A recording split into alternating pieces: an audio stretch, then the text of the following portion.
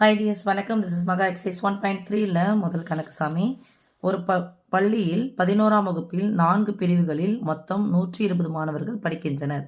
மாணவர்களின் கணம் A மற்றும் பிரிவுகளின் கணம் B என்க. X என்ற மாணவர் Y பிரிவில் இருந்தால் X ஆனது Yயுடன் தொடர்புடையது என வரையறுக்கப்படுகிறது. இத்தொடர்பு சார்பாகுமா? இதன் நேர்மாறு தொடர்பு பற்றி விளக்குக. இப்போ என்னன்னா 120 பசங்க இருக்காங்க சாமி. அந்த 120 பசங்களை ஒரு குழந்தையும் ஒரு செக்ஷனில் இருக்கணும். இந்த மொத்தம் எத்தனை செக்ஷன் இருக்குது? 4 செக்ஷன் இருக்குது. இப்போ ஒரு குழந்தையும் ஒரு செக்ஷனில் இருக்கும் அப்படிங்கிறது தான் இங்கே கொடுத்துருக்காங்க. இப்போ அது மாதிரி ஒரு வேளை இருந்துட்டாங்கன்னா எக்ஸ் என்ற குழந்தை வந்து ஒய் என்ற செக்ஷனில் இருந்துச்சு அப்படின்னு சொன்னால் அது ரிலேட்டிவ் எப்படி சொல்கிறாங்க? எக்ஸ் ஆனது ஒய்யுடன் தொடர்புடையது. அதாவது எக்ஸ் ரிலேட்டிவ் ஒய் அப்படின்னு சொல்லிட்டு சொல்கிறாங்க. ஓகே, இது வந்து தொடர்பு சார்பு ஆகுமான்னு சொல்லிட்டு கேட்குறாங்க. ஆகுமா ஆகாதான்னு சொல்லிட்டு நம்ம தான் சொல்லணும். அடுத்து நேர்மாறு தொடர்பு அப்படின்னு என்னென்னா பி செக்ஷனில் இருக்கக்கூடிய குழந்தைங்க பிக்கும் ஏக்கும் என்ன சார்பா, இல்லை ஏ டு பி வந்து சார்பாகுமா, அல்லது பி டு ஏ ஃபஸ்ட் இருக்கிறது ஏ டு பி, இதில் வந்து இது சார்பாகுமான்னு கேட்குறாங்க சாமி.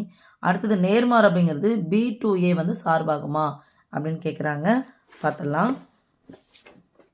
இப்போது நான் கொடுத்ததை எழுதி வச்சுட்டேன் சாமி. ஏ என்ற என் ஆஃப் ஏ, அதாவது ஏ என்பதான் குழந்தைகளோட எண்ணிக்கை. என் ஆஃப் ஏ ஈக்குவல் டு 120 குழந்தைங்க இருக்காங்களா? எத்தனை செக்ஷன் இருக்குது? அந்த குரூப்பினோட எண்ணிக்கை வந்து என் ஆஃப் பி ஈக்குவல் டு 4 இருக்குது.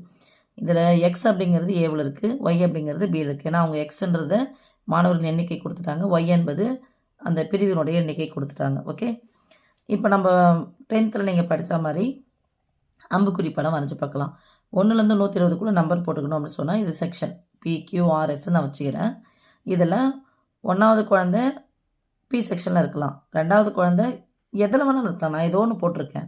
ஆனால் இந்த ஒரு முதல் குழந்தை வந்துட்டு ஒரு செக்ஷனில் போயிடுச்சுன்னா அடுத்த செக்ஷனுக்கு என்ன பண்ணக்கூடாது? வரக்கூடாது. ரைட்? அப்போ ஏ டு பி வந்து ஒரு சார்பாகும். இப்போ ஒன்றுமே கண்டிப்பாக அந்த 120க்குள்ளே இந்த 5வது வந்து பி என்ற செக்ஷன் பி என்ற செக்ஷனுக்கு போகலாம். 6வது குழந்தையும் பி என்ற செக்ஷனுக்கு போகலாம். இது மாதிரி இந்த 4 குரூப்லேயும் இந்த 120 குழந்தைங்க என்ன பண்ணுவாங்க? அங்கங்கே வந்து செக்ரேட்டடாகி அங்கங்கே வந்து உட்காந்துக்குவாங்க. எனக்கு எந்த குரூப் வேணும், இந்த குரூப் வேணும்னு சொல்லிட்டு உட்காந்துருவாங்க. இப்போது இதை நேர்மாறுன்னு சொல்லிருப்பாங்க. நேர்மாறு அப்படின்றது வந்து பி டு ஏ. ஆக்சுவலாக நாங்கள் பி போட்டிருக்கணும், அங்கே ஏ போட்டிருக்கணும்.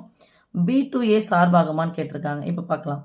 இப்போது PQRS அப்படின்ற செக்ஷன் இருக்குது. இங்கேருந்து முதல் குழந்தையே பி செக்ஷன் இருக்காது, கியூ செக்ஷன் இருக்காது, ஆர் செக்ஷனில் இருக்காது, எஸ்எஸ் செக்ஷனில் இருக்காது.